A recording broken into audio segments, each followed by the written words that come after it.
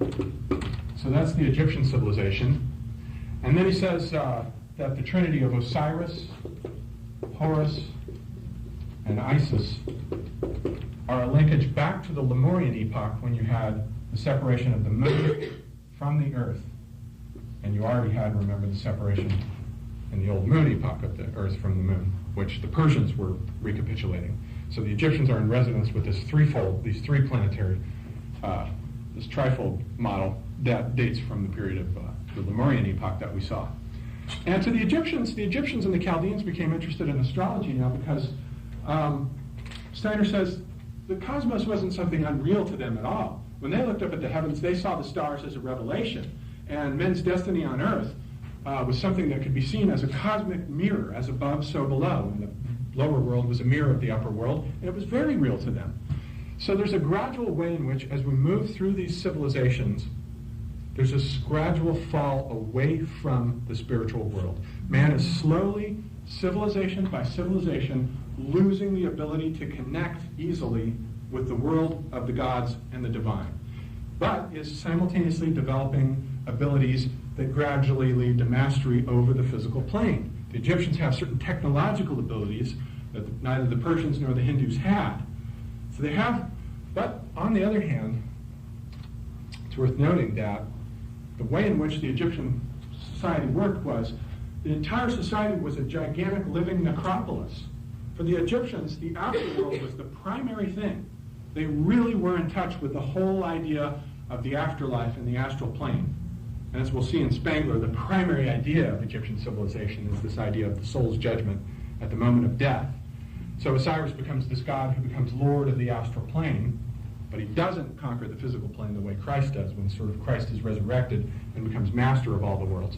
But Osiris becomes the lord of the dead and the lord of the astral plane. So that's the Egypto-Chaldean civilization. And then finally we get to the fourth post-Atlantean epoch, which is the Greco-Roman epoch. Now if we draw this out in the shape of a V, and we put the first epoch here, the Hindu, and then the second here, the Persian, and the third, the Egyptian. Then we have the Greco-Roman down here as the sort of nadir of this fall away from the spiritual world. We are right here, the fifth post-Atlantean epoch. That's us. There will be a sixth, which will actually be the Russians, according to both Spengler and Steiner agree that the future belongs to Russia. Russia will be the next great civilization cycle. And I think it's interesting that both men agreed on that, but probably didn't agree. Spengler would have hated Steiner's writings. And I know Steiner read Spengler, but probably didn't think much of him. And the seventh will belong to a reborn American culture. And the dates for these just go, every 2,000 years. So that we have 747 BC for the Greco-Roman period going up to 1413 AD. Our period begins 1413 AD and goes up to 3573, I think. What do you mean by our period, please? This is the period of the consciousness soul. This, in terms of our astral bodies, we had, what do we have here? Hindus, etheric. Persian was astral, remember? The Egyptian developed the sentient soul. That's what I forgot to mention. The sentient soul, the Egyptian and Sumerian cultures can be regarded as sort of developing this rich, sensuous imagery. They didn't really have an intellectual tradition per se, but they did have this wonderful sense of the play of myth. And this wonderfully sort of pictographic, right brain, lovely, sensuous imagery. They had the hieroglyphic script. But in the Greco-Roman epoch, which also includes the Hebrews, you have the development of the alphabet now, which is a new kind of abstraction. So this is what Steiner calls the intellectual soul, is first developed by the Greeks and the Hebrews, which date from this epoch as well. And this is our age here. Now we're moving on to the consciousness soul, which, remember, had to do with freedom and the development of the individual. This will also, in some sense, the Russians will develop spirit self-consciousness, and the Americans, the later American, that will come long after us, into some sort of development of the life spirit consciousness. But for right now, before we move into that, let's concentrate for a second on the Greco-Roman, 747 BC to 1413 AD, the development of the intellectual soul. And really, in many ways, the Greeks did develop the intellect, and I think the alphabet had a lot to do with it. The alphabet enables a new kind of abstract thinking, which is totally divorced from pictorial thinking. In the hieroglyphic script, you're still bound to sensuous imagery. But with the alphabet, you enter a new world of abstraction, and it enables philosophy to come in. Now you have philosophical thinking.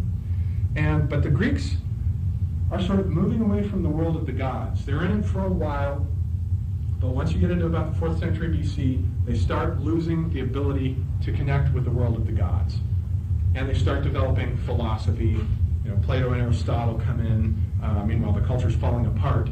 And so all of this then develops this epoch of the intellectual soul. But man has fallen as far as he possibly can at this point from contact with the spiritual world by the time you get to the Roman period. And the Romans were just, decadent, utterly decadent, steeped in a materialistic vision. They laughed at the gods. The time of the decline of the Roman Republic and the rise of the empire, when the time of the Christ being came in, was the period that was associated with this total materialism, this saturation with materialism.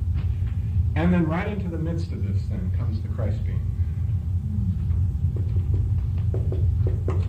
As, in a sense, our rescue from this fall and this loss of contact with spiritual beings. So now what we want to do is take a look at Steiner's theory of the incarnation of Christ, which I think is certainly one of the most interesting and unique theories that I've come across describing the incarnation of Christ.